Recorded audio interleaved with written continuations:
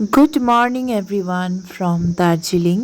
তো আজ আমি ফাইনালি দার্জিলিংকে লিভ করব ফর শিটং জার্নি। তো সকালবেলার কিছু সিনারি বা মোমেন্টস আপনাদের দেখাতে চাই। দার্জিলিংয়ের এই প্রত্যেকটি কোণা আমার আবার মনে থাকবে অনেক বছরের জন্যে, তাই জন্যে কিছু আরও মেমোরিজ শেয়ার করছি। তখন বাজে সকাল 6:30 আর আমি এই গরম গরম ধোয়াওয়ালা চায়ের কাপ নিয়ে হাজির স্ট্রিটে। আর অনেকেই করছিল মর্নিং ওয়াক, তার মধ্যে এই ছোট্ট ব্রাউন ডগিটাকে আমার খুবই কিউট লাগলো। তারপরে আমি ফ্রেশ হয়ে স্নান টান করে ব্রেকফাস্ট করে আমাদের হোটেলের যে গার্ডেন আছে ব্যাকইয়ার্ডে, সেখানে আমি চলে গেলাম। দৃশ্যটা দেখে কি সুন্দর লাগছে, চতুর্দিকে ফুল গাছ। আর যেহেতু অনেক দিন ধরেই ঠান্ডার দেশে আছি, তাই রোদটাও যেন আলাদাই একটা আরামদায়ক লাগছিল।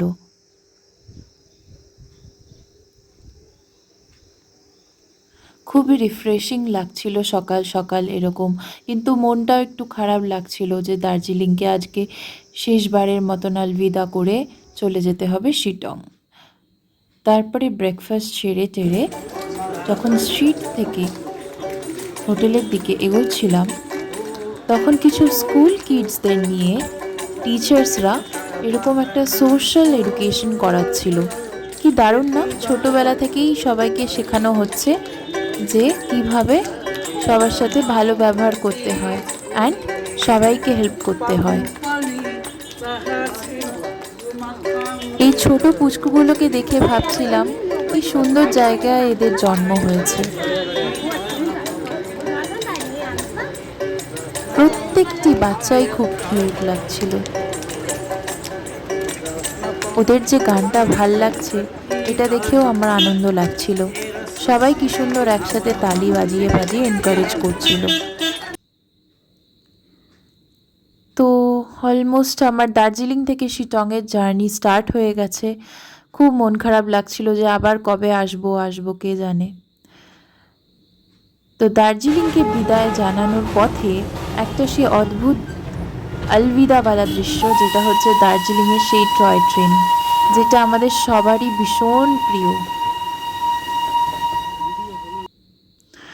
দার্জিলিং থেকে শিটং যাওয়ার পথে হঠাৎ করে ওয়েদারটা একটু খারাপ হয়ে গেছিলো। খারাপ বলতে ধোঁয়াশা হয়ে গেছিলো। সামনে ড্রাইভারদের একটু অসুবিধা হচ্ছিল গাড়ি চালাতে, তাই জার্নিটা প্রথম একটু ভয়ই লাগছিল। কারণ এতটা মেঘ যে উঠে আসবে রাস্তার ওপর সেটা ভাবিনি। সকালবেলাও রোদ ছিল, হঠাৎ করে এরকম ওয়েদার চেঞ্জ এগুলো পাহাড়ে হতেই থাকে। যদিও দার্জিলিং থেকে শিটং অলমোস্ট লাগে 3 to 4 আওয়ার্স।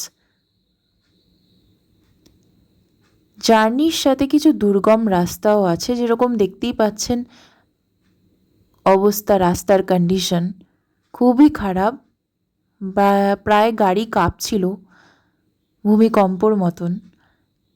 কিন্তু থ্রু আউট দ্য জার্নি খুবই সুন্দর একটা রোমাঞ্চকর রহস্যময়ী রাস্তা। তারপরেই আমাদের গাড়ি দাঁড়ালো একটু চা খাওয়ার জন্যে, কারণ টেম্পারেচারে একটু চেঞ্জ লাগছিল, ঠান্ডাটা আরও বেড়ে গেছিলো।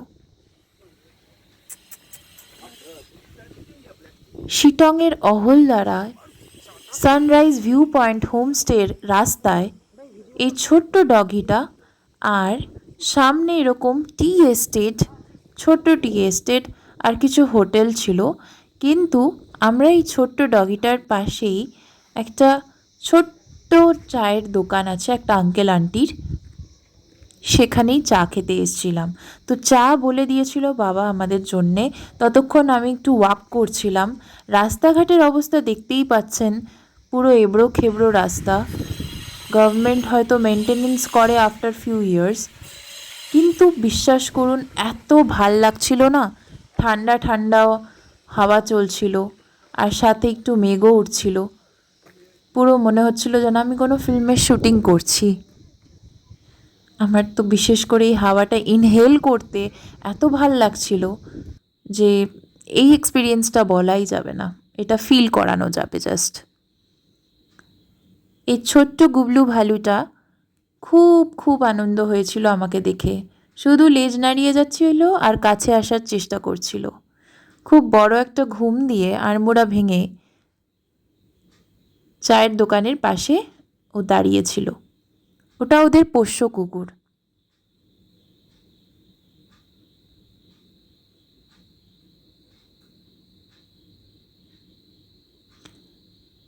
সব জায়গার লোকই ভালো হয়, কিন্তু পাহাড়ের লোকেরা ভীষণই ভালো আর হেল্পফুল হয়। এই আঙ্কেল আন্টি আমাদেরকে বলল, গাড়িতে বসে চা কেন খাবে, ভেতরে আসো, ভেতরে এসে বসে খাও। তো আঙ্কেল আমার বাবার সাথে কথা বলছিল। আমার বাবা জিজ্ঞেস করছিল যে এখানের অবস্থা, মানে ওয়েদার খারাপ হলে কীরকম কন্ডিশনসে থাকেন ওনারা, সেগুলো জিজ্ঞেস করছিল। অ্যান্ড তার থেকে জানতে পারলাম যে লোকালদের একটু প্রবলেম তো হয়ই, রাস্তা যেহেতু এত খারাপ, স্কুলেও যেতে গেলে অনেক কষ্ট করে বাচ্চাদের স্কুলে যেতে হয়। আমরা তো ট্যুরিস্ট, আমরা শুধু ভালো দিকটা দেখি, কিন্তু খারাপ দিকটাও জানা দরকার যে সেখানকার মানুষদের প্রতি কীরকম চ্যালেঞ্জেস তাদের ফেস করতে হয়। ঘরের ভেতরে ঢুকে আন্টি আমাদের চা অফার করলো। আর এই আমার পাশে একটি মেয়ে, সেটা হচ্ছে এই আন্টির ছেলের মেয়ে। এটা ওনার নাতনি, যার নাম হচ্ছে নিধি। নিধি করছিল হোমওয়ার্ক। নিধিকে আমি বেশি ডিস্টার্ব করছিলাম না, শুধু জিজ্ঞেস করলাম তোমার নাম কি আর তুমি কোন ক্লাসে পড়ো। নিধি বলল ও ক্লাস 2-এ পড়ে। ওর মা বাবা ওকে কিছুদিনের জন্য এখানে রেখে গেছে, তারা মুম্বাইয়ে থাকে। চা খাওয়ার পরে আমরা আরেকটু এগিয়ে গেলাম একটা বুদ্ধিস্ট মোনাস্ট্রিতে। চতুর্দিকে এরম ফ্লাইং কালার্সের ফ্ল্যাগগুলো উড়ছিল, অ্যান্ড ঠিক পাহাড়ের মাঝখানেই হচ্ছে এই বুদ্ধিস্ট মোনাস্ট্রিটা, ছোট্ট বুদ্ধিস্ট মোনাস্ট্রি।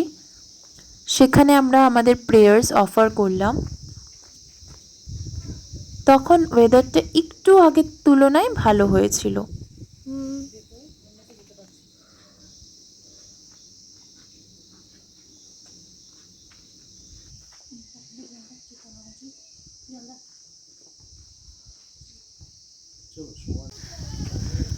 তারপরেই একটা অদ্ভুত রাস্তায় হেঁটে হেঁটে উঠতে হলো।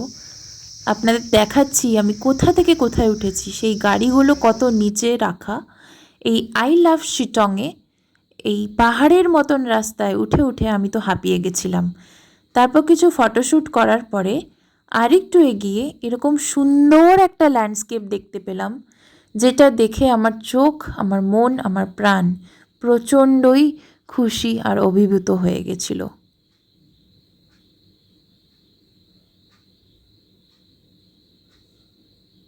রোদ্দুর পড়ার জন্যে সুন্দর লাগছিল এই গাছের সবুজ রঙটি, যেটা মেঘে ঢাকা পড়ে গেছিল। তারপরে মাঝখানেই বিশাল বড় একটা হনুমানজির স্ট্যাচু দেখলাম, যেখানে ওনাকে প্রণাম করে আমি আমাদের জার্নিটা আবার কন্টিনিউ করলাম। নেক্সট গাড়ি দাঁড়ালো একটা ছোট্ট বাড়ির অরেঞ্জ গার্ডেনের সামনে। এমনি আপনাদের এর পরের ভিডিওয়ে অরেঞ্জ গার্ডেন তো দেখাবই অবশ্যই, কিন্তু এখানে আপনাদের দেখাই যে এই বাড়ির গার্ডেনে অরেঞ্জগুলো কি সুন্দর লাগছিল। কয়েকটা ছোট্ট ছোট্ট দেখতে পাচ্ছিলাম যে অরেঞ্জ পেকেছে, আর বাদবাকি ম্যাক্সিমামই ছিল তখন কাঁচা। আমার এরকম ইউনিক জিনিস ডিসকভার করতে ভীষণ ভালো লাগে। আর এই বাড়িটার মধ্যে সবাইকে অ্যালাউ করে না, বাট যেহেতু আমাদের ড্রাইভার কাকুর চেনা, তাই জন্যে তারা অ্যালাউ করেছিল আমাদের এই অরেঞ্জ গার্ডেনটা দেখতে। ওনারা বলল যে কমলা লেবু যদি এরকম কাঁচা অবস্থায় খাওয়া হয় তাহলে নাকি জ্বর পর্যন্ত আসতে পারে। তাই জন্যে ওনারা বলছিল যে কমলা লেবুকে সবসময় পাকা খাওয়াই সবচেয়ে ভালো। এই দিদিটার বাড়ির গার্ডেনেই আমরা দাঁড়িয়ে এই কমলা লেবুগুলো নিয়ে আমরা হাতে পিকচার ধরেছিলাম। অবশ্যই এটা তারা পেরে দিয়েছিল, আমরা পারিনি, কারণ জিনিস তোর পারা উচিত না, এগুলো আমায় গিফট করা হয়েছিল। তারপরে ওখান থেকে আর 2 মিনিট এগোলেই অহলধরার সেই সানরাইজ ভিউ পয়েন্ট হোমস্টেতে ঢুকে পড়লাম। এখানে প্রচুর লোক দূর দূর থেকে এসে শুধু ভিউ পয়েন্টের নাজারা দেখতে আসে। বাট আমরা এমন একটা জায়গায় উঠলাম যেখানে ট্যুরিস্টরা তো নয় দেখে চলে যায়, বাট আমরা থাকবো আর দেখবো আর এনজয় করব, এই 3টে জিনিসই একসাথে করব। ফার্স্ট ডে আমাদের অহলদারায় নিতা চামলিং দিদি ওয়েলকাম করলো। আপনাদের আমি ফোন নাম্বার আর ডিটেলসটা দিয়ে দিচ্ছি। আপনারা বুক করার হলে সবসময় 2-3 মাস আগেই বুক করবেন। এটা হচ্ছে টেন্ট, যে ফার্স্ট ডে আমরা ডিসাইড করেছিলাম যে একদিন রোমাঞ্চকর অনুভূতি হোক, তাই জন্যে ফার্স্ট ডে আমাদের এখানে টেন্ট বুক করা হয়েছিল। টেন্টে থাকতে অনেকেরই হয়তো ভালো লাগবে না, কিন্তু আমার কেন ভালো লাগবে তার জন্যে এই দৃশ্যটা দেখলেই আপনারা বুঝতে পারছেন। আচ্ছা, এখানে কিন্তু এরম না যে শুধু টেন্টের সামনে থাকলেই এরম দৃশ্য পাবেন। এই যে পাশে ঘরগুলো দেখছেন, এখান থেকেও সেম ভিউ পাবেন। আর নিচে এই যে ছোট ছোট চা বাগান, এই পুরো পাহাড়ের যতটা চা বাগান আছে এটা পুরোটাই এনাদের। ওপরে গাড়ি দাঁড়িয়েছিল আর আমাদেরকে কুলি এরকম লাগেজটা নিয়ে পেছনে আমার মা আর বাবা সিঁড়ি দিয়ে এক ধাপের পর আর একটা ধাপ টুকটুক করে নেমে আসছিল।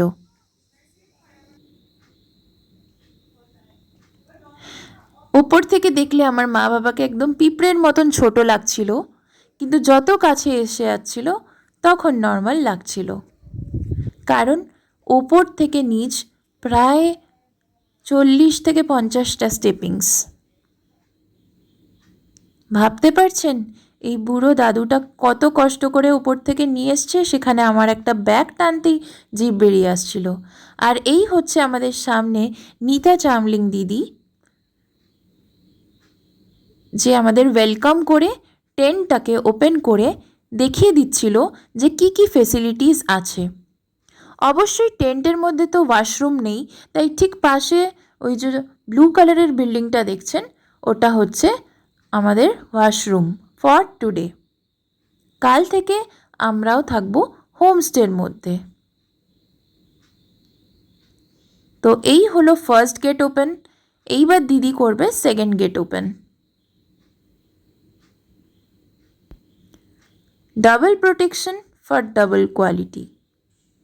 ভেতরে দেখতেই পাচ্ছেন সব কিছুই দেওয়া আছে, ফ্রম কম্বল টু চাদর টু পিলোজ, পিলোজ অনেকগুলোই আছে, বলতে চাইছি পিলোও দেয়া আছে। দেখে তো আমার খুব পছন্দ হয়েছে আর ভীষণ আনন্দ হয়েছে।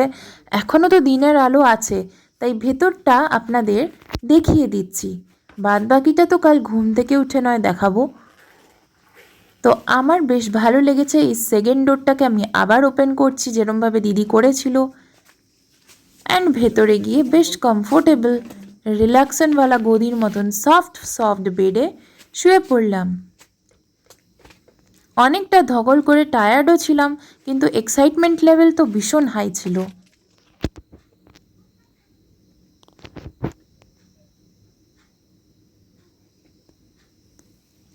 পায়ের সামনেই এরকম দৃশ্য রোজ রোজ তো আর পাওয়া যাবে না, তাই যখন পাচ্ছি সেটাকে উপভোগ করে দারুণ লাগছে। আর একটা জিনিস দেখুন, ওনাদের এই টি গার্ডেনেই কিছু ওয়ার্কার্স যারা এরকম চা পাতা তুলে ঠিক সামনেই কিন্তু কাজ করছিল। তারপরে দিদি আমাদের গরম গরম লাঞ্চ সার্ভ করলো। ডাল, ভাত, আলু ভাজা, মিক্সড ভেজিটেবল তরকারি, পাঁপড়, আলু ভাজাটা কিন্তু আমার ফেভারিট, ঝুড়ো আলু ভাজা, আর তার সাথে ছিল এগ কারি, কারণ আমরা বলেছিলাম এতটা জার্নি করে আসছি চিকেন বা ফিশ খাবো না। এখানে আনলিমিটেড ফুড সার্ভ হয়, আপনার যত ইচ্ছা আপনি তত খেতে পারেন। টেন্টের চার্জ হচ্ছে ₹1300, আর সিজনাল ডিসকাউন্টও অ্যাপ্লিকেবল আছে। এই হাঁসগুলো এনাদেরই পোষ্য হাঁস। ওভারঅল এখানের বিউটি বা সিনারি কম্পেয়ার করা যায় না। আমি আর আমার বাবা উপভোগ করছিলাম সামনের এই ভীষণই সুন্দর দৃশ্য, যেটা আমাদের ডেইলি লাইফে তো পাওয়া যায় না। তাই টেন্টের সামনে বসে এই দৃশ্যটাকে আমার খুবই ভালো লেগেছে। দিনের আলোতে তো ভীষণই ভালো লাগছে, রাতেরটা এবার কী হবে সেটাও আপনাদের দেখাচ্ছি। সূর্য প্রায় অস্ত হতে যায়।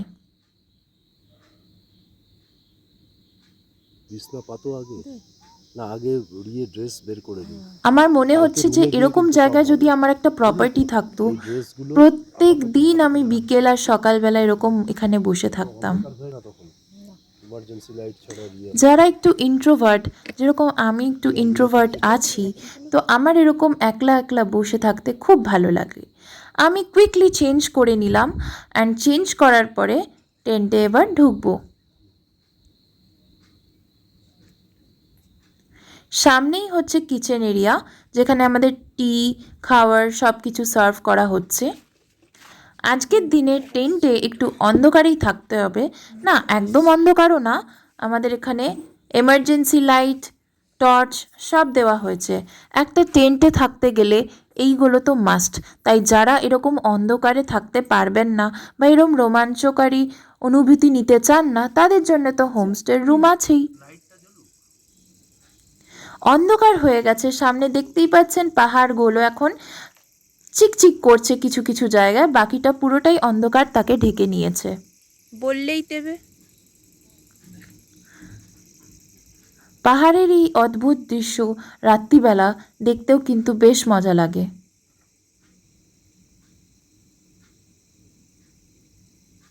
ছোট ছোট বাড়িগুলোকে শুধু লাইট দিয়ে এখন আমরা চিনতে পারবো।